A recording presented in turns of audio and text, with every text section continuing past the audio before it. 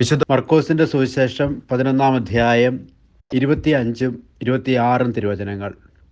നിങ്ങൾ പ്രാർത്ഥിക്കുമ്പോൾ നിങ്ങൾക്ക് ആരോടെങ്കിലും എന്തെങ്കിലും വിരോധമുണ്ടെങ്കിൽ അത് ക്ഷമിക്കുവിൻ. അപ്പോൾ സ്വർഗത്തിലുള്ള നിങ്ങളുടെ പിതാവ് നിങ്ങളുടെ തെറ്റുകൾ ക്ഷമിക്കും.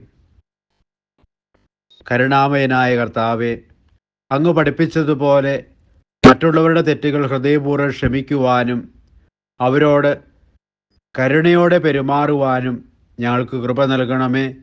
ആമേൻ. ദൈവം നിങ്ങളെ സമൃദ്ധമായി അനുഗ്രഹിക്കട്ടെ. നമ്മുടെ കർത്താവ് ഈശോ മിശിഹായുടെ കൃപയും പിതാവായ ദൈവത്തിൻ്റെ സ്നേഹവും പരിശുദ്ധാത്മാവിൻ്റെ സഹവാസവും നാം എല്ലാവരോടും കൂടി ഉണ്ടായിരിക്കട്ടെ, ഇപ്പോഴും എപ്പോഴും എന്നേക്കും. ആമേൻ.